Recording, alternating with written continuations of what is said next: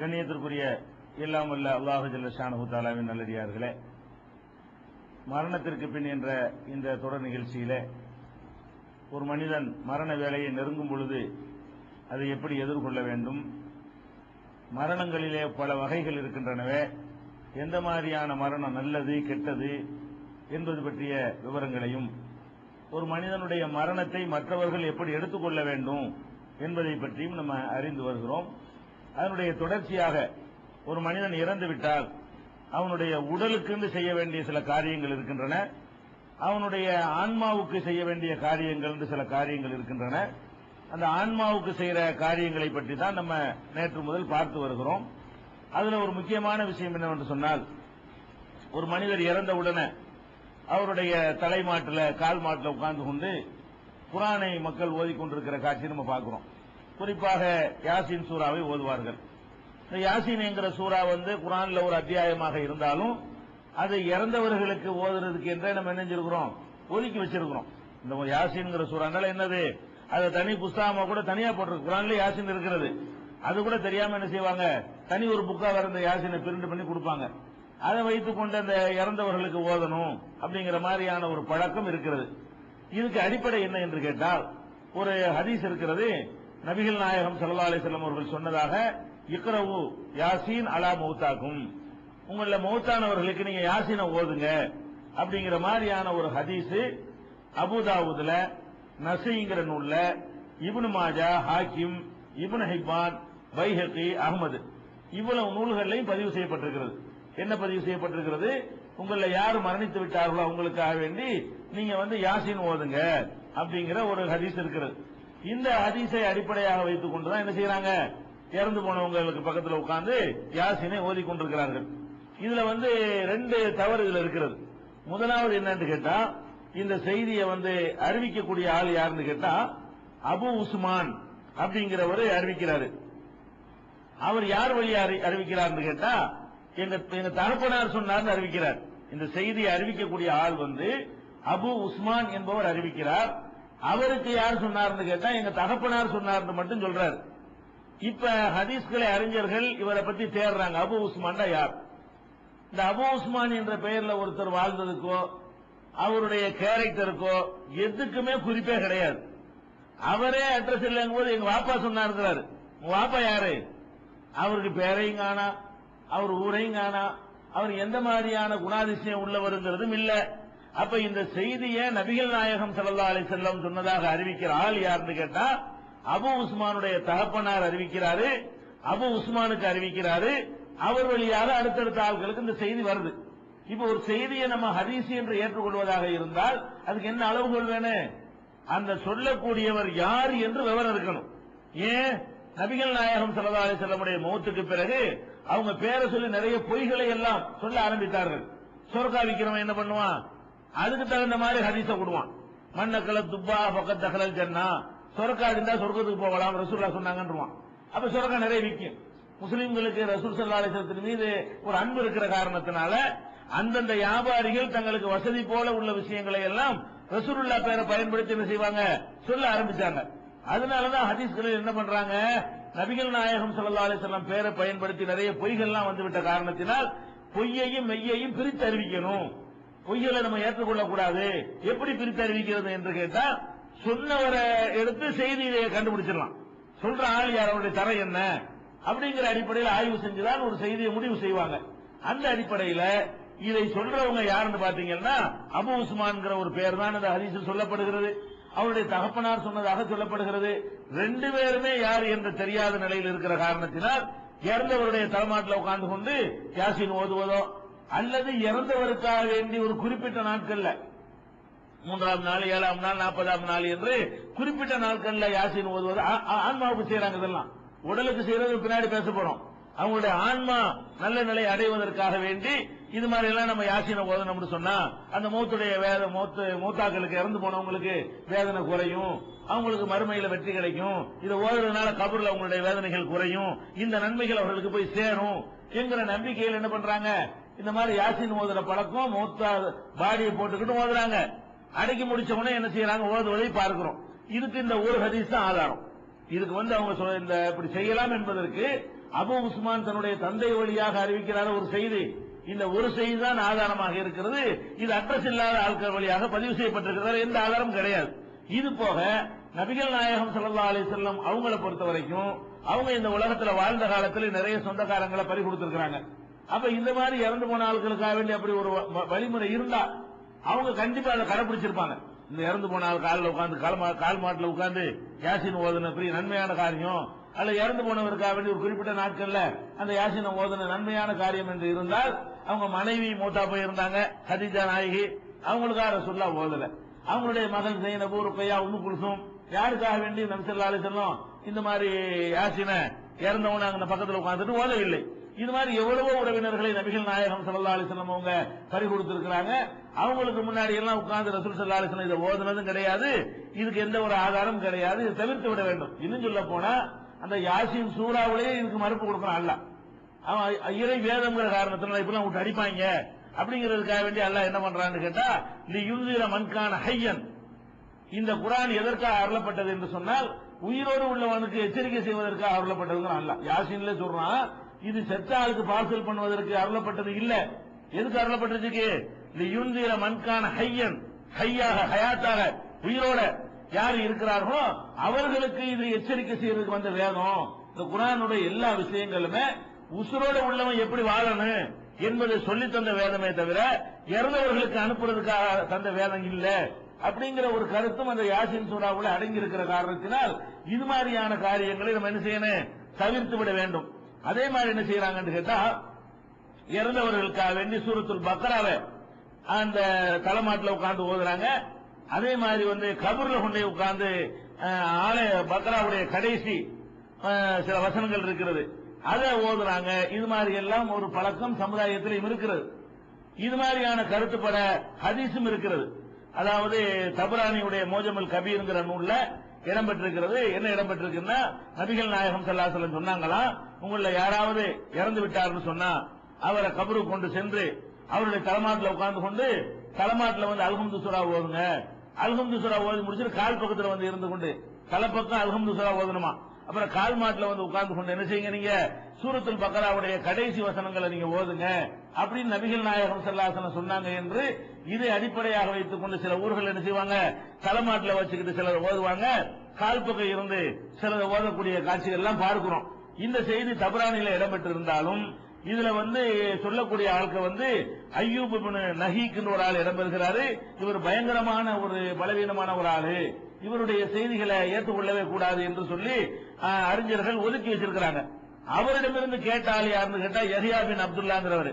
அவரும் போக்கு ஒரு செய்தி அறிவிக்கிறாங்க, யார் இதை சொல்றாரோ அந்த அய்யூப்ங்கிறவரும் பலவீனமானவரா இருக்காரு, அவரிடத்திலிருந்து கேட்ட யஹ்யாங்கிறவரும் பலவீனமான ஆளா இருக்கிறாரு.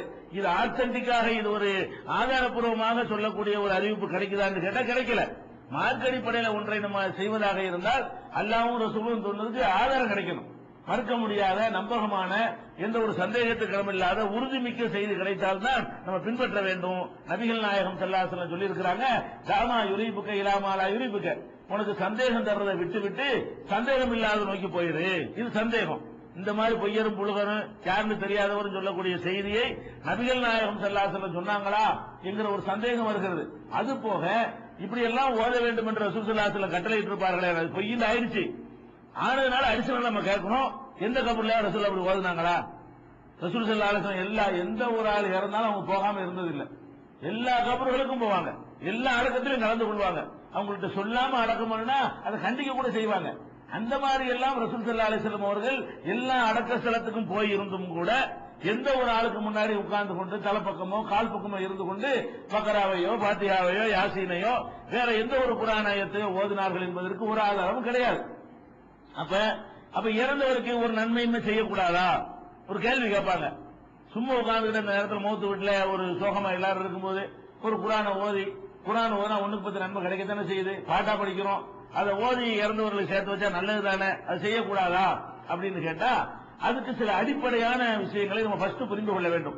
என்ன அடிப்படையான விஷயம் என்று கேட்டால், இந்த மார்க்கத்துக்குன்னு ஒரு அடிப்படை இருக்கிறது. இஸ்லாம் மார்க்கத்துக்குன்னு ஒரு அடிப்படை. என்ன அடிப்படை என்று கேட்டா, ஒருவருடைய சுமையை ஒருவர் சுமக்க மாட்டார் என்பது இந்த மார்க்கத்தினுடைய மிக முக்கியமான அடிப்படை. ஒரு மனுஷன் அவன் செஞ்சதுக்கு தான் அவன் பொறுப்பாளியே தவிர எனக்காக நீங்க செய்ய இயலாது, உங்களுக்காக நான் செய்ய இயலாது. இது உலகம் பூரா எல்லாரும் இது அறிவுபூர்வமான ஒரு நடைமுறையாகவும் இருக்கிறது. உலகத்தில் நீங்க பார்க்கலாம். ஒருத்தன் கொலை செஞ்சுட்டான்னா அவனுக்கு தான் தண்டிப்பாங்களே தவிர அவனுடைய அப்பனை தண்டிப்பானா? ஒருத்தன் செஞ்சதுக்காக அடுத்தவனை தண்டித்தல் என்ற ஒரு நிலைமை எங்கேயுமே இருக்காது. நான் வந்து படிச்சு பெரிய டாக்டர் அளவுக்கு என்ன செஞ்சேன், 5 வருஷம் படிச்சு முடிச்சுட்டேன். எங்க பாப்பாவுக்கு ஒரு சர்டிபிகேட் கொடுப்பானா? நான் படிச்சா எனக்கு கொடுப்பானா? அவன் பாப்பா கொடுப்பானா? ஒருத்தன் ஒரு டிகிரி படிச்சான்னா எவன் படிச்சான் அவனுக்கு தான் கொடுப்பான். இவர் படித்த காரணத்தினால் இவருடைய தகப்பனாருக்கு நாங்கள் டாக்டர் பட்டம் கொடுக்கிறோம் அப்படின்னு உலகத்துல சொல்லுவானா? உலகத்துல எவனை மார்க்கத்துல சொல்றாங்க பாருங்களா, எப்படி கூத்துன்னு பாத்தீங்களா? உலகத்துல யாரும் இப்படி செய்யறது இல்ல. ஒருத்தன் செஞ்ச சாதனைக்காக வேண்டி அவனுடைய பரிசு அவனுடைய புகழ் அவனை பெற்றாண்டு வேணா இவனுக்கு ஒரு புகழை சொல்லிக்கலாம். அவன் டாக்டர் பட்டம் வாங்கின உடனே இந்த டாக்டரை பெற்றவர் இவர் தான், அது மட்டும் தான் உண்மை. பெற்றவர் உண்மைதானே? அவர் செஞ்சதுக்கு தான் அவருக்கு சொந்தம் கொண்டாடுறாரு. பெற்றவங்கிற உண்மையா இருக்கிறதுனால அதுல அவர் பெருமை அடிச்சுக்கலாம். நான் தான் அவர் பெற்றேன் அவ்வளவுதான் செய்யலாமே தவிர அந்த படிப்புக்கு சொந்தம் கொண்டாட இயலுமா? சாதனைக்கு சொந்தம் கொண்டாட இயலுமா? ஒரு ஓட்ட பந்தயத்தில் பஸ்டா வந்துட்டான், அவனுக்கு பரிசு கொடுப்பாங்க, அவனால கௌரவிப்பாங்க. பார்ப்போம் மகனுக்கு பரிசு கொடுக்க போறோமா அப்படின்னு அப்பனை கூப்பிடுவாங்க. அப்ப உலகத்தில் நம்ம பார்க்கிறோம், எந்த நாட்டிலையும் எந்த ஒரு அமைப்பிலையும் எவன் ஒரு காரியத்தை செய்யறானோ நல்லதோ கெட்டதோ, நல்லதுக்கான பரிசும் செஞ்சவனுக்கு தான் கிடைக்கும், கெட்டதுக்கான தண்டனையும் செஞ்சவனுக்கு தான் கிடைக்குமே தவிர இன்னொருத்தன் சுமக்க முடியாது என்பதுதான் அறிவுக்கு பொருத்தமானது. திருக்குறானும் இதை பல இடங்களில் சொல்லி காட்டுகிறது. எப்படி சொல்லுகிறது? முந்தி சென்ற சமுதாயத்தை பற்றி பேசும் பொழுது, இவர் முந்தி சென்ற ஆள் தானே, யாரு மரணத்திற்கு பின் பேசுறோம்ல, இப்ப ஒரு ஆள் மூத்தா போயிட்டார்ல, இவர் என்ன ஆயிட்டார்? உடனேயே நமக்கு முந்தி சென்ற சமுதாயம் ஆயிடுறாரு. முந்தி சென்ற சமுதாயங்கிறது ஆதம் அலைஹிஸ்ஸலாம் மட்டும் இல்ல, நேற்று மூத்தா போனவர் முந்தி சென்ற சமுதாயம் தான். இன்னைக்கு பக்கத்துல இப்ப மூத்தா போற 5 நிமிஷத்துக்கு முந்தி அவர் யாரு? முந்தி சென்ற சமுதாயம். முந்தி சென்றவர்களை பற்றி, மரணித்தவர்களை பற்றி குர்ஆன் பேசும் பொழுது தில்க உம்மத்துன் கத் ஹலத், அவர்கள் சென்றுவிட்ட சமுதாயம். அல்லாஹ் குர்ஆன்ல சொல்றான், தில்க உம்மத்துன் கத் ஹலத், அவர்கள் சென்றுவிட்ட சமுதாயம். லஹா மா கஸபத், அவங்க செஞ்சது அவங்களுக்கு, வலக்கும் மா கஸபத், நீங்க செஞ்சது உங்களுக்கு. அல்லாஹ் அவ்வளவு அழகா சொன்னான்னு பாருங்க. ஒருத்தன் செஞ்சது வந்து அவருக்கு நன்மை வந்து அவர் தொழுதிருக்கணும், அவர் நல்ல காரியம் செஞ்சிருக்கணும். நீ செஞ்சது அவருக்கு எப்படி போகும்? அல்லாஹ் குர்ஆன்ல கேட்கிறான், லஹா மா கஸபத், அவர்கள் செஞ்சது அவர்களுக்கு கிடைக்கும், வலக்கும் மா கஸப்தும், நீங்க செஞ்சது உங்களுக்கு கிடைக்கும். அதோட எல்லாம் நிப்பாட்டல, வலா துஸ்அலூன அம்மா கானூ யஅமலூன், அவங்க செஞ்சதை பத்தி உங்கள்ட்ட கேள்வி கேட்கப்படாது. அவங்க செஞ்சதுக்கான உங்களை எல்லாம் விசாரிப்பானா? ஏன் உங்க அப்பா சொல்லுன்னு உங்களை கேட்பானா? அல்ல. நீ ஏன் சொல்லுவலன்னு கேட்பான். ஏன் உங்க அப்பா நோன்பு வைக்கலன்னு நம்மளை கேட்பானா? அல்ல. அல்லாஹ் கேட்கவே மாட்டான். அவன் செஞ்சதுக்கு தான் அவனை விசாரிப்பானே தவிர யாரோ செஞ்சதுக்காக யாரையும் விசாரித்தல் என்பது இந்த மார்க்கத்தில் கிடையாது. இது அறிவுபூர்வமானதும் கூட. அது அல்லாஹ் திருமறையில 2வது அத்தியாயத்துல பக்ராவுல 134வது வசனத்தில் சொல்லுகிறான். அதே மாதிரி அதே பக்ராவுல அல்லாஹ் சொல்லி காட்டுறான் 286ல லா யுகல்லிஃபுல்லாஹு நஃப்ஸன் இல்லா உஸாஹா லஹா மா கஸபத் வ அலைஹா மக்தஸபத், எந்த ஒரு ஆத்மாவையும் அதன் சக்திக்கு மீறி அல்லாஹ் சிரமப்படுத்த மாட்டான் அப்படின்னு சொல்லிட்டு லஹா மா கஸபத், அவன் செஞ்ச நன்மைதான் அவனுக்கு, வ அலைஹா மக்தஸபத், அவன் செஞ்ச தீமை அவனுக்கு. அழகா சொன்ன, ஒரு மனுஷனுக்கு நன்மை தீமை வருவதாக இருந்தால் அவன் செஞ்ச நன்மை அவனுக்கு கிடைக்கும், அவன் செஞ்ச தீமை அவனுக்கு கிடைக்கும், வேற ஆள் கிடைக்காதுங்கிறான் அல்லாஹ். நம்ம செஞ்ச தீமை வேற ஆள் கிடைக்காது, நம்ம செஞ்ச நன்மை வேற ஆள் கிடைக்காது என்று சொல்லி தெள்ள தெளிவான வார்த்தையில் அல்லாஹ் சொல்லி காட்டுகிறான். அதே மாதிரி வந்து 6வது சூராவுல 164வது வசனத்தில் அல்லாஹ் சொல்கிறான், வலா தக்ஸிபு குல்லு நஃப்ஸின் இல்லா அலைஹா, எந்த ஒரு ஆத்மாவும் தனக்காகத்தான் உழைத்துக் கொண்டிருக்கிறது, தனக்காகத்தான் பாடுபடுமே தவிர அடுத்த ஆளுக்காக பாடுபட இயலாது. வலா தஸிரு வாஸிரத்துன் விஸ்ர உக்ரா, ஒருத்தருடைய சுமையை ஒருத்தர் சுமக்கவே மாட்டார். சும்ம இலா ரப்பிக்கும் மர்ஜிஉக்கும், பிறகு உங்கள் இறைவனிடத்தில் நீங்க திரும்புதல் இருக்குன்னு அல்லாஹ் சொல்றான். இது மறுமை பத்தி தான் சொல்றான். இறைவனிடத்தில் திரும்புதல் இருக்குது என்ற வார்த்தையிலிருந்து இது என்ன அமலை பத்தி பேசுது? ஒரு மனிதன் செய்கிற நல்லது தீமைகள் இருக்கு பாருங்க, அதைத்தான் இது பேசுது. எப்படி பேசுது? வலா தக்ஸிபு குல்லு நஃப்ஸின் இல்லா அலைஹா, எந்த ஒரு மனிதனாக இருந்தாலும் தனக்குத்தான் அவன் உழைத்துக் கொண்டிருக்கிறான், தனக்காகத்தான் பாடுபடுகிறான், அடுத்த ஆளுக்கு அவன் பாடுபட இயலாது. வலா தஸிரு வாஸிரத்துன் விஸ்ர உக்ரா, ஒருவன் வந்து இன்னொருவனுடைய சுமையை சுமக்க முடியாது என்று தெளிவான வார்த்தைகளால் 6வது அத்தியாயத்தில் 164வது வசனத்தில் அல்லாஹ் சொல்லி காட்டுகிறான். அதே மாதிரி 17வது சூராவுல 15வது வசனத்திலையும் சொல்கிறான், வலா தஸிரு வாஸிரத்துன் விஸ்ர உக்ரா, ஒருத்தர் சுமையை ஒருத்தர் சுமக்க முடியாது. இதே வாசகத்தை அல்லாஹ் அதையும் போட்டு சொல்கிறான். அதே மாதிரி 35வது சூராவுல 18வது வசனத்தில் சொல்கிறான், கொஞ்சம் விளக்கமா சொல்கிறான், வலா தஸிரு வாஸிரத்துன் விஸ்ர உக்ரா, ஒருத்தன் சுமையை ஒருத்தர் சுமக்க இயலாது மறுமையில. ஒயின் தது முஸ்குலத்தின் ஹம்லிஹா லா யுஹ்மலு மின்ஹு ஷைஉன், மறுமையில வந்து ஒரு சுமையை சுமந்திருக்கிறவன் அந்த சுமையை இன்னொருத்தனை சுமத்துக் கொள்ளுமாறு கோரிக்கை வைக்கப்பட்டால் அதை யாரும் வாங்க மாட்டாங்க. நம்ம மறுமையில் நின்றுட்டு இருக்கிறோம், பாவத்தை தூக்கிட்டு பாப்பா கூப்பிட்டு, பாப்பா ரொம்ப ஜாஸ்தியா இருக்கு பாவம், ஒரு 10% நீங்க வாங்கிக்கிறங்க அப்படின்னு வாங்கிடுவாரா? வாங்க மாட்டாரு. அப்ப அந்த பாவ சுமையை சுமந்து இருக்கக்கூடியவர்கள் அதை அடுத்தவன் வாங்கிக்கிறியான்னு கேட்டா அங்க வாங்க இயலாது, எல்லாரும் மறுத்துருவோம். அப்பனுக்கு மகன் மறுத்துருவான், மகனுக்கு அப்ப மறுத்துருவான், யாரும் யாருக்காகவும் வாங்க மாட்டார்கள். இப்படிங்கிற கருத்துப்பட 35வது அத்தியாயத்துல 18வது வசனத்தில் எல்லாம் சொல்லி காட்டுகிறான். அதே மாதிரி 39:7 இதை சொல்லி காட்டுகிறான். 53:39வது வசனத்தில் சொல்கிறான். கொஞ்சம் விவரமா அல்லாஹ் சொல்றான். இப்படி அல்லாஹ் தஸிரு வாஜிரத்துன் விஸ்ர உஹ்ரா, ஒருத்தன் சுமையை ஒருத்தன் சுமக்க முடியாது. லைஸல் இன்சான் இல்லா மா ஸா, எந்த ஒரு மனிதனாக இருந்தாலும் அவன் உழைத்ததை தவிர வேற எதுவும் அவனுக்கு இல்லை. அப்ப இந்த இவ்வளவு நமக்கு என்ன சொல்லுது? ஒரு மனுஷனுக்கு நன்மை கிடைக்க வேண்டுமானால் அவன் நம்ம மௌத்தா போயிருவோம், நம்ம புள்ள இனத்தையாவது பண்ணி நம்மளுக்கு சொர்க்கத்துக்கு போயிருவான்னு நினைச்சிடக்கூடாது. நம்ம நிறைய பேர் இப்படி நினைக்கிறோம். நிறைய பேர் இந்த அமல்கள் அலட்சியமா இருக்கிற காரணம் என்ன? அவங்களுக்கு மறுமையை பத்தி பயமெல்லாம் இல்லாம இல்ல, பயம் இருக்குது. அவங்களுக்கு ஒரு குறுக்கு வழியை தப்பா சொல்லி கொடுத்துட்டாங்க. என்ன குறுக்கு வழி? இப்ப என்ன நம்ம அமல்கள் செய்ய மாட்டேப்பட்ட இப்ப என்ன நம்ம புள்ள அஜரத்தை கொண்டு வந்து குரான ஓதுனா சரியா போட்டு போகுது. நரகத்தினுடைய பயமெல்லாம் இல்லாம வார வாரம் தொழுவதுக்கு வர்றான், ஜும்மாவுக்கு ஏன் வர்றான், ரமலானுக்கு நோன்பு வைக்கிறான். அப்ப அவனுக்கு இறையச்சம் ஓரளவுக்கு இருக்கிறது. அவன் ஏன் அமல்கள் அலட்சியமா இருக்கிறான்னு கேட்டீங்கன்னா அவனுக்கு ஒரு குறுக்கு வழியை சொல்லி கொடுத்துருக்காங்க எல்லாரும் சேர்ந்து. என்ன குறுக்கு வழி? நீ பாட்டுக்கு எப்படி இருந்தாலும் நடந்துக்கப்பா, நீ செத்து போயிருவீல, உன் பிள்ளை பாத்தியா ஓதுவான்ல, அதுல உன்னை கொண்டு சேர்த்துருவான்ல. அப்ப இந்த மாதிரி ஒரு குறுக்கு வழி இருக்குது என்று சொல்லிக் கொடுத்த காரணத்தினால்தான் அவன் அமல் செய்ய மாட்டேங்கிறான். இஸ்லாம் என்ன பண்ணுது? நீ உன்னுடைய கட்டைக்கு நீ தான் தேடிக்கிறன்னு, நீ மறுமையில நீ வெற்றி பெற வேண்டும் என்று சொன்னால் வாழுகிற காலத்திலேயே நமக்கு உரிய நம்ம சேர்த்து வச்சுட்டு போவோம், நம்ம புள்ள நம்மளை காப்பாற்றுவான்னு நினைக்க கூடாது என்பதுல உறுதியாக இருக்க வேண்டும். அதனால அந்த குறுக்கு வழி யாசின ஓதி சேர்க்கிறது, அதை ஓதி சேர்க்கிறது, வருஷ பாத்தியா ஓதி சேர்க்கிறது, மூணாம் பாத்தியா ஓதி அதெல்லாம் நடக்கவே நடக்காது. நம்ம தான் அவர் யார் மூத்தா போனாரோ அவர் தான் உலகத்துல வாழும்போது ஒழுங்கா என்ன செஞ்சிருக்கணும், அல்லாஹ்வுடைய சட்டத்திட்டங்களை கடைபிடிச்சு நடந்திருக்க வேண்டும். அதே நேரத்தில் ஒரு விதிவிலக்கு இருக்கிறது. இதெல்லாம் பொதுவான ரூல்.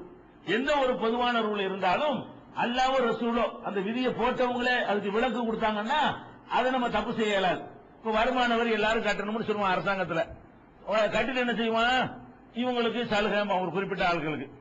விவசாய வருமானத்துக்கு விவசாயிகளுக்கு வருமான வரி இல்ல அப்படிமா. அது என்ன எல்லாத்துக்கும் வருமானம் எனக்கு மட்டும் சொல்ல முடியுமா? ஒரு அரசாங்கத்துக்கு அந்த உரிமை இருக்கிறது. நீங்க அரசாங்கத்துக்கு வருமான வரி கட்டுறீங்கன்னு வைங்களேன், ஒரு வாத்தியார் சம்பளம் வாங்கினா கூட அவர் என்ன செய்யணும்? வருமான வரி கட்டணும். அவன் தான் ஒழுங்கா கட்டணும், பிடிச்சிட்டு தான் கொடுப்பாங்க. மற்றவெல்லாம் கொடுத்ததான் அரசாங்கம் வாங்க இயலும். அரசு ஊழியர்கள் என்ன செய்வாங்க? கம்பல்சரியா அந்த சம்பளத்தை கொடுக்கும்போது அந்த வரியை சேர்த்து பிடிச்சிக்கிட்டு மிச்சம் தான் கையில கிடைக்கும். அப்ப எல்லாத்தையும் வருமானம் வாங்குறான். ஆனா யாருக்கு வருமான வரி இல்ல? நீங்க ஒரு நெல்லு மூட்டை வரவு 10 லட்சம் ரூபான்னு போட்டீங்கன்னா அதுக்கு வரி போட முடியாது. ஏன்? அது அக்ரிகல்ச்சருக்கு சலுகை. விவசாய வருமானத்துக்கு அதுக்கு சலுகையை கொடுத்து வச்சிருக்கான் அரசாங்கத்துல. இந்த சலுகையை கொடுத்தவன் அவன் தான், வரியை போட்டவன் அவன் தான். கேட்க இயலுமா? அது அவனுக்கு இல்ல, இது அவனுக்கு இருக்குன்னு கேட்க இயலாது. அது மாதிரி அவன் செலவு பணத்துக்கு எல்லா வருமானத்துக்கும் வரி இருக்குது, விவசாய வருமானத்துக்கு வரி இல்ல அப்படின்னு சொல்வதற்கு ஒரு அரசாங்கத்துக்கு உரிமை இருக்கிறது. அதே மாதிரி ஒருத்தன் சுமைய ஒருத்தன் சுமை, அதே மாதிரி கொஞ்சம் எடுத்துக்கிறீங்களேன், எல்லா மனுஷனும் ஒரு தாய் தந்தைக்கு பறக்கிறான் அப்படின்னு அல்லாஹ் சொல்லி காட்டுறான். உங்களை ஒரு ஆண் ஒரு பெண்ணில் இருந்தா படைக்கிறவங்க அல்லாஹ். எல்லா மனிதனும் யாயு ஹன்னாசுன்னு கூப்பிட்டு, மனிதர்களே உங்களை எல்லாம் ஒரு ஆண் ஒரு பெண்ணில் இருந்து படைக்கிறோம். அப்ப எந்த ஒரு மனுஷனா இருந்தாலும் அவன் உருவாவதற்கு ஒரு ஆண் ஒண்ணு வேணும், ஒரு பெண் ஒண்ணு வேணும். இது பொதுவான விதி. அந்த விதி அல்லாஹ் உடைக்கிறானா இல்லையா? ஈசா நபி விஷயத்தில் உடைக்கிறானா இல்லையா? அவருக்கு ஒரு ஆண் ஒரு பெண்ணில் இருந்து அவரை பிறக்க வைக்கல, ஒரு பெண்ணில் இருந்து தான் பிறக்க வைக்கிறான். ஒரு ஆண் அவருக்கு கிடையாது. அப்ப அந்த விதியை உண்டாக்குன ரப்புல் ஆலமீன் என்ன பண்றான்? அந்த விதியை உடைக்கவும் செய்வான். இது அல்லாஹ்வுக்கு மட்டும் உள்ளது நினைக்க கூடாது, எல்லாருக்கும் உள்ளது. இஸ்லாம் மார்சலாச்சாரம் இருந்தா பணம் கட்டி சேரணுங்கிறோம். புதுசா இஸ்லாத்துக்கு என்ன பணம் கட்ட வேண்டியது இல்லைங்கிறோம். நீ தானே பணம் கட்ட சொன்ன, நீ என்ன வேணான்னு சொன்ன கேட்கலுமா? அந்த விதியில இது விதிவிலக்கு. இஸ்லாத்துல வர்றவங்களுக்காக வேண்டி அது எக்ஸப்ஷன் கொடுக்கறமா இல்லையா? இப்படி இந்த விதிவிலக்குகளை சம்பந்தப்பட்டவர்கள் கொடுத்தார்களே ஆனால் அது முரண் என்று இது என்ன நேற்று ஒண்ணு பேசுறோம் இன்னைக்கு ஒண்ணு பேசுறோம்னா எடுத்துக்கொள்ள கூடாது. அப்ப அல்லாஹ்வுடைய பொதுவான விதி என்ன? ஒருத்தன் சுமைய ஒருத்தன் சுமக்க இயலாதுதான். ஆனால் சில விஷயங்களில் அல்லாஹ்வும் ரசூலும் என்ன செய்யறாங்க? அதுல இருந்து இன்னென்ன விஷயங்களை தவிர இந்த விஷயங்கள்ல ஒருத்தன் சுமைய ஒருத்தன் சுமக்கலாம், இன்னென்ன விஷயங்களை தவிர என்ன செய்யறாங்க? அது மாதிரி விதிவிலக்கு அல்லாஹ்வும் ரசூலுமே கொடுக்கறாங்க. எப்படி கொடுக்கறாங்க என்று கேட்டால், நபிகள் நாயகம் ஸல்லல்லாஹு அலைஹி வஸல்லம் சொல்றாங்க, இதா மாத்தல் இன்சானு, ஒரு மனுஷன் மரணித்து விட்ட உடனே இன்கதா அன்ஹு அமலுஹு, அவனுடைய அமல் முடிந்து விடுகிறது. அதுதான் மௌத்துக்கு அர்த்தம். உசுறு இருந்தா அமல் செய்ய முடியும், செயல்பாடு. மரணித்து விட்டால் செயல்பாடு முடிந்து விடுகிறது. அப்ப மரணித்த பிறகு நீங்க தொழுவுறீங்க, மூத்தா போட உங்களுக்கு தொழ முடியுமா? முடியாது. நோன்பு வைக்கிறீங்க, மூத்தா போயிட்டு ஒரு நோன்பு வைக்கலாம் பார்ப்போம், வைக்க முடியும். அமல் முடிச்சு போயிடுது. உசுரோட இருக்கிற வரைக்கும் தான் ஒரு தொழுகை, ஒரு தஸ்பீஹ் செய்ய முடியுமா? மூத்துக்கு பிறகு முடியாது. ஒரு மனிதன் மரணித்து விட்டான் என்று சொன்னால் இன்கதா அன்ஹு அமலுஹு, அவனை விட்டு அவனுடைய அமல் முடிந்து விடுகிறது, ஒன்னும் செய்ய முடியாது. துன்யாவுடைய அமல் முடிந்து விடுகிறது, தீன் தொடர்பான அமல் முடிஞ்சு ஒன்னும் செய்ய முடியாது. துன்யாவுடைய விஷயத்துக்கு கொண்டாடி ஒரு 50 ரூபா கொடுக்கலாமா? மூத்தா போயிட்டாரு, ரொம்ப கஷ்டப்படுறாங்க, 50 ரூபா எடுத்து அதுவும் முடியாது. அப்ப துன்யா சம்பந்தப்பட்ட அமலும் செய்ய முடியாது, தீன் ஒரு தஸ்பீஹ் செய்ய முடியாது, ஒரு 10 பைசாவும் கொடுக்க இயலாது, எந்த அமலும் செய்ய முடியாது. ஆனால் இங்க சொல்றது மறுமை அமலை சொல்றாங்க ரசூல் ஸல்லல்லாஹு அலைஹி வஸல்லம். முடிந்து விடு, என பின்னாடி வர விதிவிலக்குல இருந்து விளங்குறது.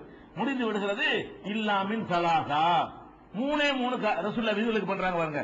3 காரியங்களை தவிர இந்த 3 காரியங்களை நீங்க செஞ்சுட்டு போனீர்களேயானால் அதுல என்ன நடக்கும் என்றால் உங்க மரணத்திற்கு பிறகும் அது உங்களுக்கு யூஸ் ஆகும், உங்களுக்கு நன்மை தரும். நீங்க அமல் செய்ய மாட்டீங்க, மரணத்துக்கு பிறகு நீங்க செஞ்சதாக உங்க கணக்குல வரும் அப்படின்னு சொல்லும் பொழுது அதுல ஒரு விஷயமாக சொல்கிறார்கள் வலதுன் சாலிஹுன் யதுலஹு. மற்ற 2 அவன் செஞ்சுட்டு போனாமல் அது பின்னாடி வளர்க்குவோம். அதுல 3ல ஒரு விஷயம் என்ன சொல்றாங்க ரசூல் ஸல்லல்லாஹு அலைஹி வஸல்லம், ஒரு சாலிகான குழந்தையை ஒருத்தன் பெற்று விட்டு போனால் அது செய்யற துவா இவன் செஞ்சதாக எல்லாம் எடுத்துக்கிறான். அதான் நம்ம ஒரு சாலிகான ஒரு பிள்ளைய சந்ததிய விட்டுட்டு போறோம், ஒரு ஆணோ பெண்ணோ, சாலிகான ஆம்பளை பிள்ளையோ சாலிகான பொம்பளை பிள்ளையோ பெற்றுட்டு போனோம்னு சொன்னா அந்த சாலிகான பிள்ளைகள் செத்து போன பிறகு நமக்காக துவா செய்வாங்களே, அது அல்லாஹ் எப்படி எடுத்துக்கிறான்னா, நானே செய்வதாக எனக்காக என்னுடைய பிள்ளைகள் துவா செய்தால் நானே எனக்கு துவா செஞ்சா எப்படி எடுத்துக்கொள்வானோ அந்த மாதிரி அல்லாஹ் எடுத்துக்கொள்றான். விதிவிலக்காவது பாருங்க. அப்ப துவா செய்யறது நான் இல்ல, என் புள்ள. ஆனா யார் கணக்குல வரவாகுது? என் கணக்குல வரவாகுது. அப்ப அடுத்தவன் செய்யறது இந்த துவா நான் செய்யல, எனக்காக வேற ஒருத்தர் செய்யறாங்க. அந்த வேற ஒருத்தர் செய்கிற துவா நான் என் தகப்பனாருக்கு துவா செய்யறேன், என் தகப்பனார் அதை செய்யல, என் தகப்பனாருக்காக நான் துவா செய்தால் அல்லாஹ் அதை எப்படி எடுத்துக்கிறான்? ஒரு மகன் இந்த மாதிரி துவா செய்யற ஒரு மகனை உருவாக்கிட்டு போயிருக்கானா இல்லையா? அந்த அளவுக்கு இருக்கானா இல்லையா? அதனால வாப்பாக்கு சேர்த்து விடு. இவன் கேட்ட துவா வாப்பாக்கு தானே கேட்கணும். வாப்பாவே கேட்ட எனக்கு கபுரை இல்லாத நீ எங்க வாப்பாக்கு லேசாக்குன்னு கேக்குறீங்க. அல்லாஹ் அதை எப்படி எடுத்துக்குவான்னு கேட்டா எங்க வாப்பாவே அல்லாட்ட முறையிட்ட மாதிரி எடுத்துக்குவோம். என் கபூர் வேதனையை நீ லேசாக்கு அப்படின்னு எங்க தகப்பனாரே கேட்டால் அதை எப்படி அல்லாஹ் எடுத்துக்கொள்வானோ அந்த மாதிரி எதை எடுத்துக்கணும்? ஒரு மகன் தகப்பனுக்காக கேட்பதையும் அதை அப்படி எடுத்துக்கொள்றத ரசூல் ஸல்லல்லாஹு அலைஹி வஸல்லம் விதிவிலக்குங்கறாங்க.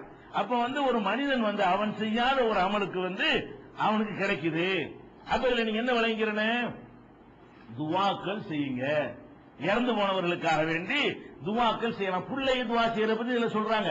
ஆனா அல்லாஹ் குர்ஆன்ல சொல்லும் பொழுது ஒரு இடத்துல சொல்றான் எல்லாருக்கும் துவா செய்யலாம், பிள்ளைக்கு தான் அப்பன் செய்யணும்னு கிடையாது. யாருக்கு வேண்டாம், மூமினாக இருக்கிற யாருக்கு வேண்டுமானாலும் நம்ம என்ன செய்யலாம்? துவா செய்யலாம். அல்லாஹ் குர்ஆன்ல சொல்லி காட்டுகிறான், ரப்பனா இக்ஃபிர் லனா வலி இஹ்வானினா அல்லதீன சபகுனா பில் ஈமான். இறைவா எங்களை மன்னிப்பாய். நம்மள கேட்க சொல்றான் அல்லாஹ். நம்ம அடிக்கடி இந்த துவாவை கேட்கணும். எப்படி கேட்கணும்? ரப்பனா இக்ஃபிர் லனா, இறைவா எங்களை மன்னிப்பாய். இது நமக்கு உள்ளது. அடுத்து அல்லாஹ் சொல்லி தர்றான், வலி இஹ்வானினா, எங்கள் சகோதரர்களை மன்னிப்பாயாக. சகோதரர்கள் யாரு? அது விளக்குறான் அல்லாஹ். அல்லதீன சபகுனா பில் ஈமான், ஈமான் கொண்டு எங்களுக்கு முந்தி சென்று விட்டார்களே அவங்கள மன்னிப்பா. அந்த சகோதரர்கள் உசோதரர்களுக்கு கேட்கல, எங்களை மன்னிப்பாயாக. ஓ இஹ்வானி நல்லது, எங்களைங்கிறது எல்லாரும் வந்துடுறோம். எங்களை மன்னிப்பாயாக இந்த வாழ்ற 50 பேர் வந்துடுறோம். எங்களை மன்னிப்பாயாக. ஒரு இஹ்வானி நல்லதீன சபகுனா பில் ஈமான். ஈமான் சர்த்து. ஈமான் இல்லாம மௌத்தாப்பனா கேட்க முடியாது. ஈமான் இல்லாம சிறுக்கு வச்சுட்டு நம்ம தாப்பனார் மௌத்தாப்பனார்னு வைங்க, அவருக்காக நம்ம துவா செய்ய முடியாது, யாரும் செய்ய முடியாது. ஈமானோடு யார் முந்தி சென்று விட்டார்களோ அவங்களுக்காக மன்னிப்பாயாக என்று மூமின்கள் நடந்து கொள்ள வேண்டும் என்று குர்ஆன்ல அல்லாஹ் சொல்லித் தருகிறான். அப்ப நம்ம என்ன வழங்குறோம்? இறந்து போனவர்களுக்காக வேண்டி நம்ம செய்யற முக்கியமான விஷயம் என்னன்னு கேட்டா அவருக்கு பிரார்த்தனை செய்யலாம். அது அவருக்கு யூஸ்ஃபுல்லா இருக்கும். யூஸ் இல்லாட்டி அல்லாஹ் சொல்லித் தர மாட்டான்ல. ஒரு பயனும் இருக்காது என்று சொன்னா கேட்கறத பத்தி அல்லாஹ் நமக்கு சொல்லித் தர்றான். அதை ஏன் பாராட்டுறான்? மூமின்கள் இப்படிதான் நடப்பார்கள் என்று சொல்வான் என்றால் அதுக்கு என்ன அர்த்தம்? நீ இப்படி கேட்டா அதுக்கு ஏதாவது ஒரு நல்ல ஒரு இதை நான் செய்வேன்.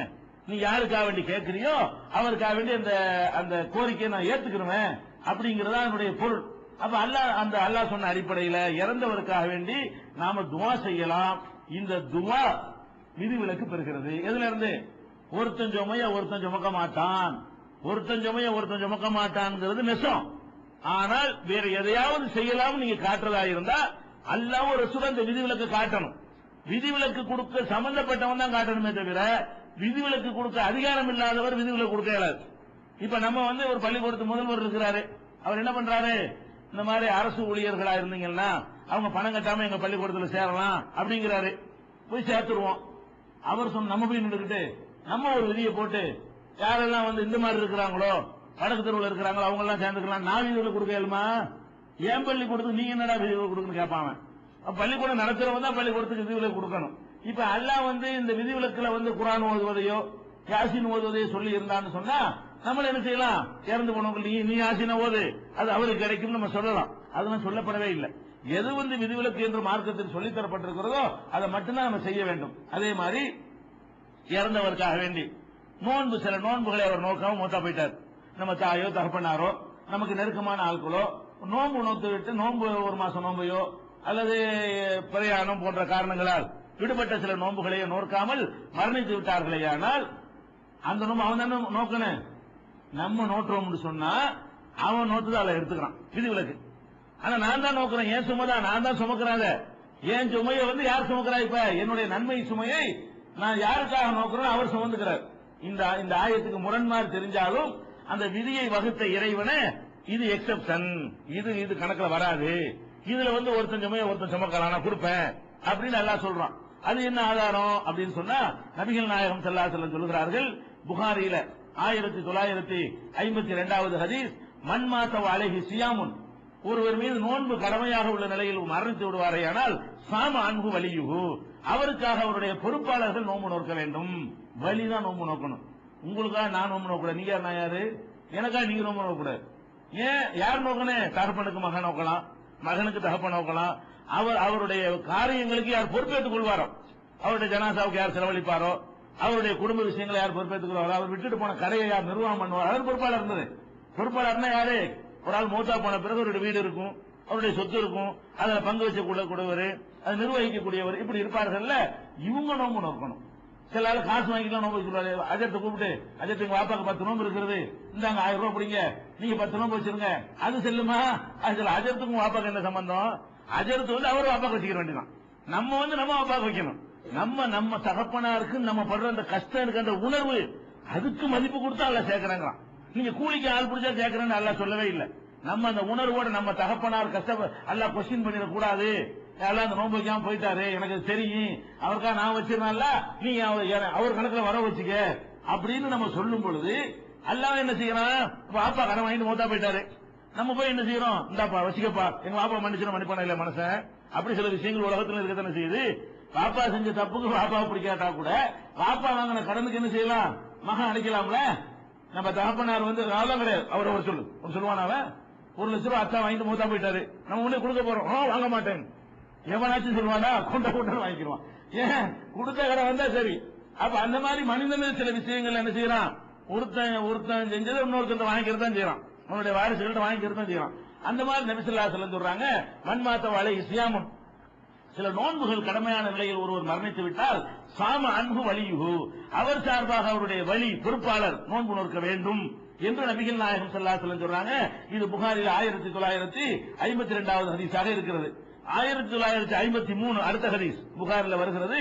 ஒரு மனிதர், இப்னு அப்பாஸ் அறிவிக்கிறாங்க, ஒரு மனிதர் நபிகள் நாயகம் ஸல்லல்லாஹு அலைஹி வஸல்லம் அவங்கள்ட்ட சொல்கிறார், யா ரசூலல்லாஹ், அல்லாஹ்வுடைய தூதரே, இன்ன உம்மி மாத்தத், என்னுடைய தாயார் இறந்து விட்டார், வலைஹா சௌமு ஷஹரின், அவர் 1 மாசம் நோன்பு அவர் மீது இருக்குது, 1 மாசம் நோன்பு வைக்கல. என் தாயார் உடம்பு சரியில்லாம இருந்திருப்பாங்க, 1 மாசம் என் தாயார் நோன்பு வைக்காம மூத்தா போயிட்டாங்க, இந்த நிலையில இருக்கிறாங்க, நான் என்ன செய்ய? அவர் கேட்கிறாரு.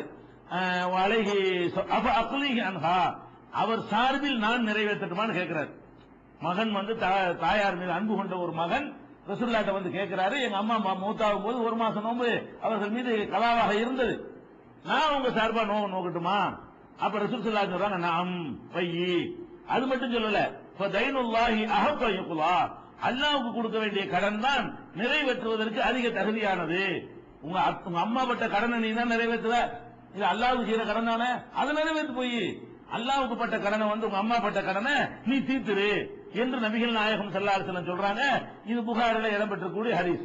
அப்ப நம்ம பார்க்கிறோம், இறந்தவர்களுக்காக வேண்டி இன்றைக்கு எந்த பிள்ளைகளாவது இதை செய்யறாங்களா? பிள்ளைகள் தன்னுடைய தாய் தந்தைக்காக வேண்டி அன்பு வச்சிருக்கேங்கிறாங்க, அது செய்யறேங்கிறாங்க. இறந்த அன்னைக்கு பெருசா ஊர் விலைக்கு சோறாக்கி போடுறாங்க, 8 கிடாய் 6 பிரியாணியை போடுங்கலாம் சொல்றாங்களே. இது மாதிரி எல்லாம் அலங்காரம் பண்றாங்க, அஜத்தை கூப்பிடுறாங்க, பரத பாத்தியா ஓத்துறாங்க, என்னென்னமோ செலவு பண்றாங்க. இதுல எல்லாம் யூஸே கிடையாது.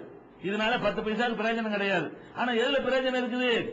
இவர் சரியான மகனாக இருந்தால், என் தாயார் எத்தனை நோம்புமா சக்கராத்துல இருக்கும்போது கேட்கணும், உங்களுக்கு எத்தனை நோம்பு இருக்குது விட்டு இருக்கிறீங்க பாப்பாட்ட கேட்கணும். அல்ல கேட்காட்ட கூட நமக்கு தெரியும் என்னைக்கு நோம்பு வைக்கலன்னு அந்த வீட்டுல இருக்கிறவங்கள்ட்ட கேட்டா, அவன் போன ரமலான்ல கூட அத்தா 4 நோம்பு வைக்கிறேன் அம்மா சொல்லிடுவாங்க. அது தெரிஞ்சு போயிடும். அப்ப அந்த மாதிரி ஒரு உத்தேசமா நமக்கு என்ன நோம்பு விட்டுருக்காரு கணக்கு பண்ணி பிள்ளைகள் தகப்பனார் விட்ட நோன்பை நோக்கணும். இல்லன்னா அவர் நோன்பு நோக்காத பாவத்தை சுமந்துகிட்டே இருப்பார். நம்ம நோத்துட்டோம்னு சொன்னா ஏன் நோன்பு நோக்கல அவர்கிட்ட கொஸ்டின் வராது.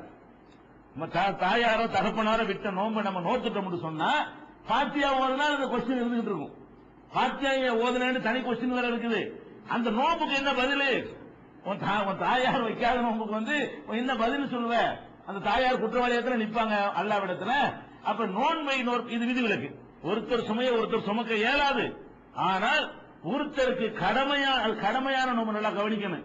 தாயாருக்கு எந்த நோம்பும் கடன் கிடையாது, கரெக்டா நோத்துறாங்க. நீங்க என்ன செய்யறீங்க? நான் தாயாருக்காக 4 நபில் நோம்பு வைக்கிறேன், அது செல்லாது. ஏன்?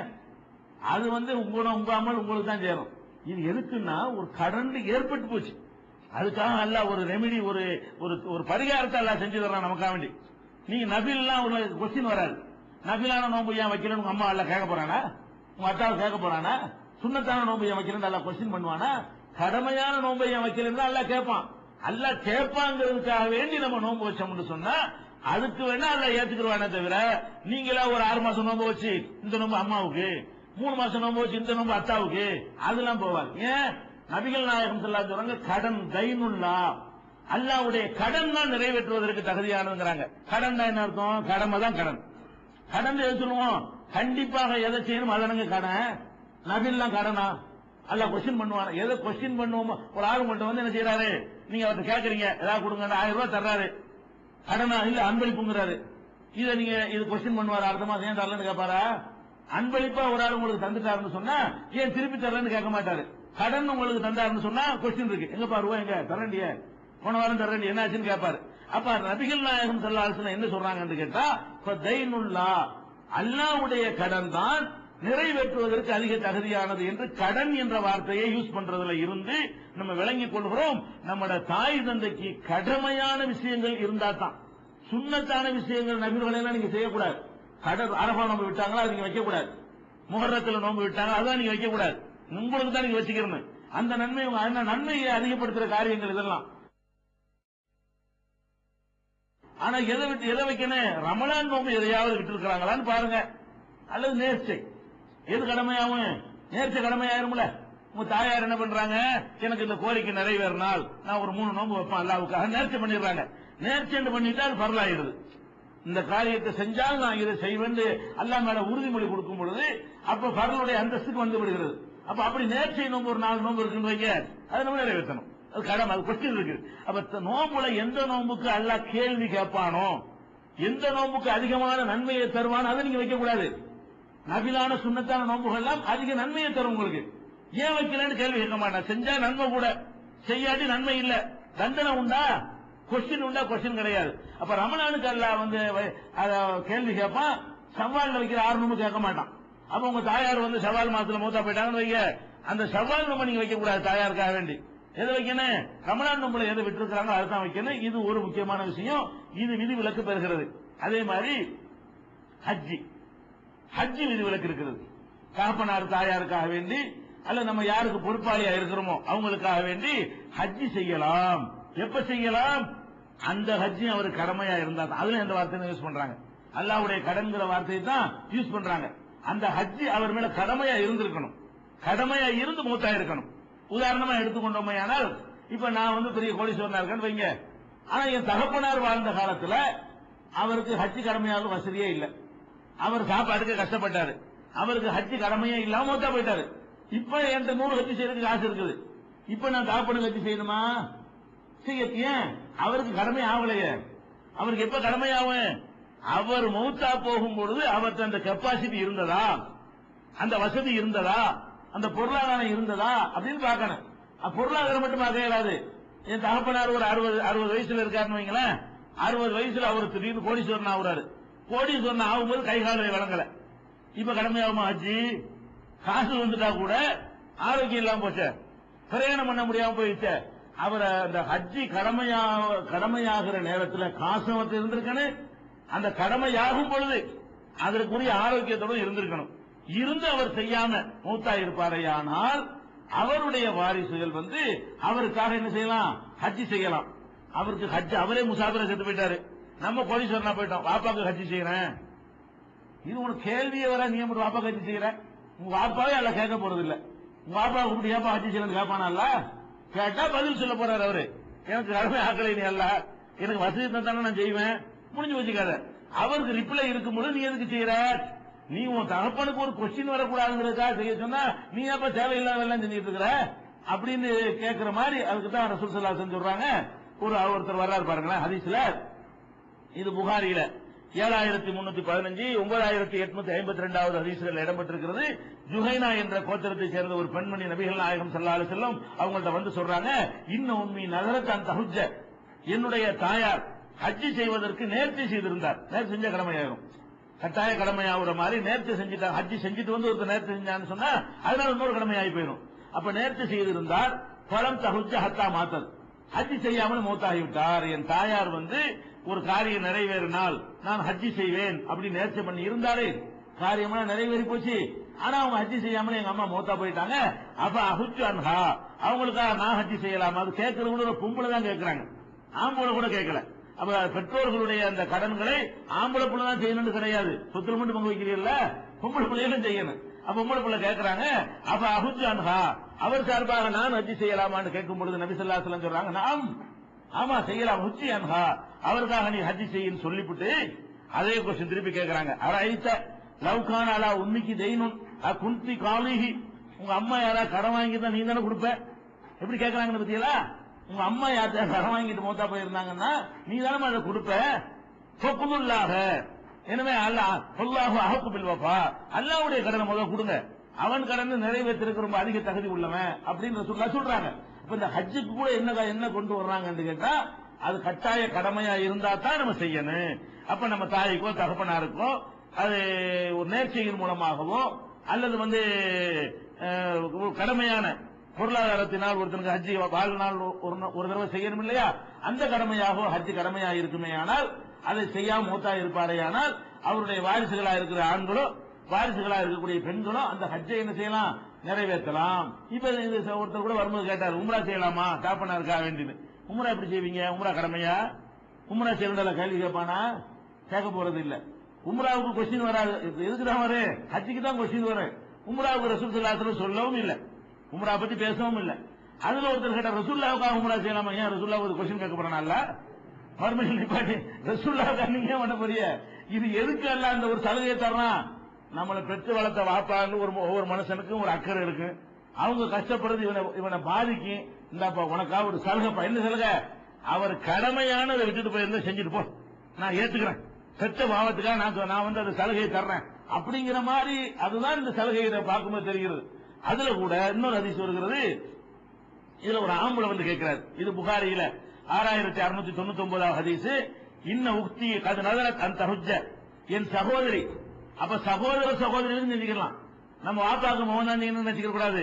அண்ணனுக்காக தம்பி செய்யலாம், அக்காவுக்காக அண்ணன் செய்யலாம், அப்படிலாம் உண்டு. ஒரு இதுல எப்படி வருதுன்னு கேட்டா, ஒரு மனிதர் நபி ஸல்லல்லாஹு அலைஹி வஸல்லம் கேட்கிறாரு, இன்ன உக்தி கது நதரத் அன் தஹுஜ்ஜ, என் சகோதரி ஹஜ்ஜி செய்வதாக நேர்ச்சி செய்துவிட்டு அன்னஹா மாத்தத், அவ நேர்ச்சி செய்யாமலேயே நிறைவேற்றாமலே மூத்தாயிட்டாங்க.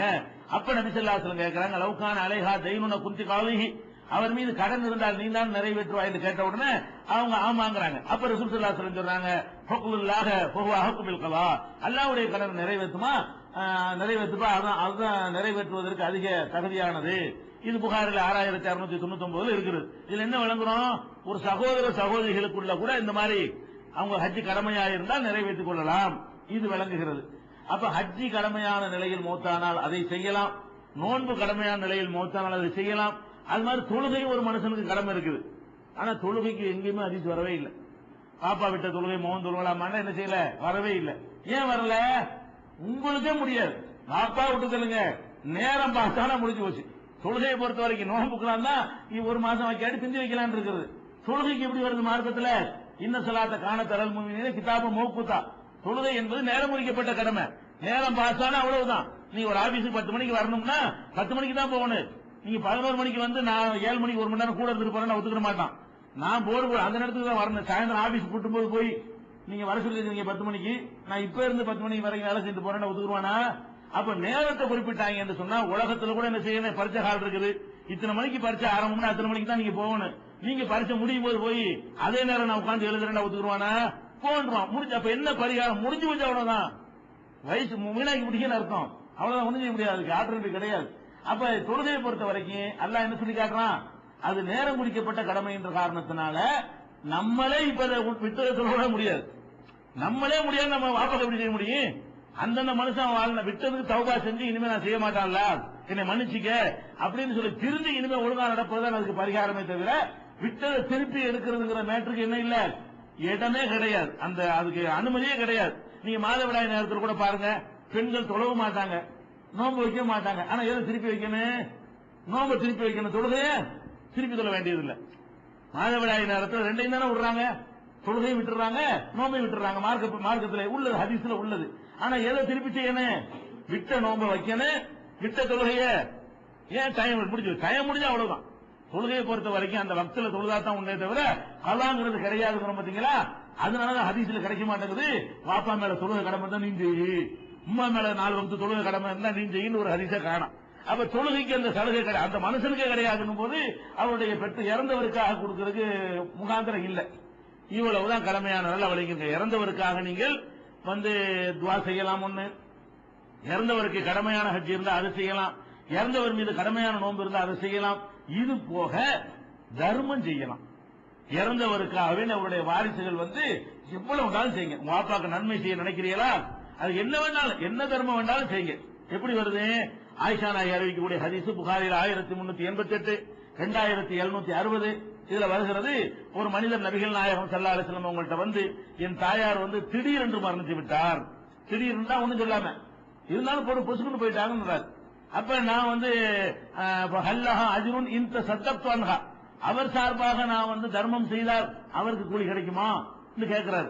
அப்ப நபி ஸல்லல்லாஹு அலைஹி வஸல்லம் நாம் கிடைக்குமே செய்யி. அப்ப தர்மங்கள் செய்யலாம். நம்ம இறந்து போன தகப்பன் தாய்க்காக வேண்டி, அண்ணனுக்காக, தம்பிக்காக வேண்டி நம்ம என்ன செய்யலாம், ஏதாவது ஒரு தர்மத்தை பண்ணி, அல்லாஹ் இந்த தர்மம் எனக்காக நான் செய்யல, இதுக்கு கிடைக்கிற நன்மையை எங்க அப்பா கொடுத்துரு, இது கிடைக்கிற நன்மை எங்க அம்மா கொடுத்துரு, எங்க அண்ணனுக்கு கொடுத்துரு, எங்க தம்பியை கொடுத்துரு, மாமா கொடுத்துருன்னு சொல்லி என்ன செய்யலாம். அப்படி கோரிக்கை வச்சுட்டோம்னு சொன்னா அதை ஏத்துக்கிறோம் அல்லாங்கிறதுக்கு ஆதாரம் கிடைக்கிறது. அதே மாதிரி வந்து இப்னு அப்பாஸ் அறிவிக்கிற ஒரு ஹதீஸ், இதுவும் புகாரில 2756, 2762 ஹதீஸாக பதிவு செய்யப்பட்டிருக்கிறது. சஅத் இப்னு உபாதா அவர்கள், அவங்களுடைய தாயார் வந்து இறந்து போயிடுறாங்க. அவர் வெளியூர் போயிருந்தார்.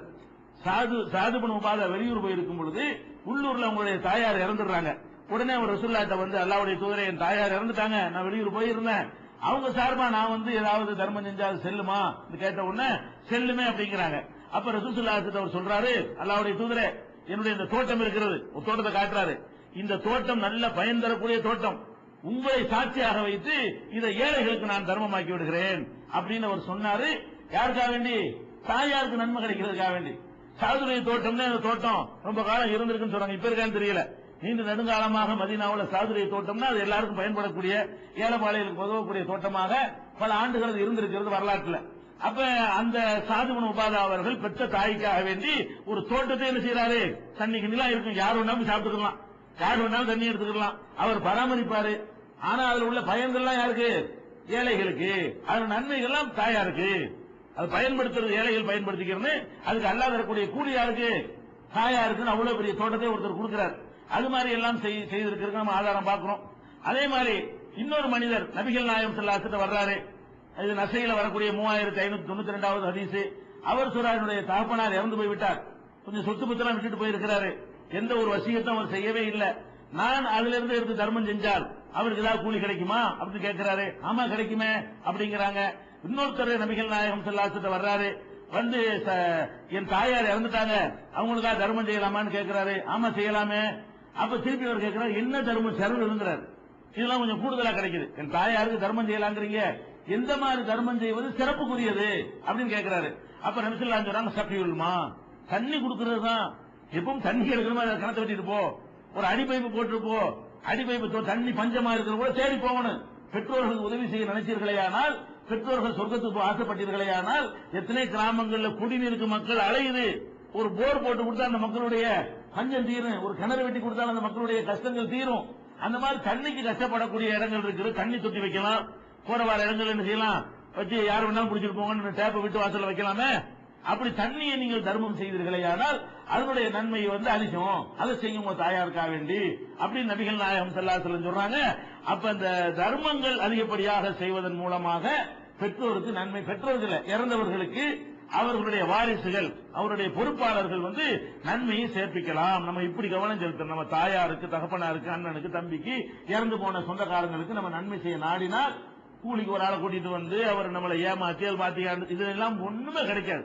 இதெல்லாம் அவங்களுடைய மறுமையை ஏமாத்தி வீணாக்குறது ஆகுமே தவிர நம்மளும் குற்றவாளி ஆகும். அதெல்லாம் தனியா விளக்குவோம், எதனால தவறுங்கிறதெல்லாம் பின்னாடி விளக்குவோம்.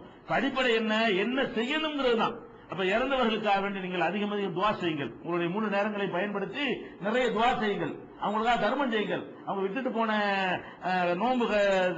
நோம்பையும் ஹஜ்ஜையும் இருந்தால் அது நிறைவேற்றுங்கள். இதுகளை எல்லாம் செய்வதற்கு மார்க்கத்தில் என்ன இருக்கு, அனுமதி இருக்கிறது. இது போக முக்கியமா செய்ய வேண்டிய ஒண்ணு இருக்கிறது, அவர் விட்டுட்டு போன கடனை நீங்க பைசல் பண்ணணும். அதான் ரொம்ப ரொம்ப முக்கியமான விஷயம். அது நம்ம யாரும் செய்யறது கிடையாது. அவரே இருக்கும்போது வசியத்து பண்ணிட்டு போகணும்னா சொன்னோம்.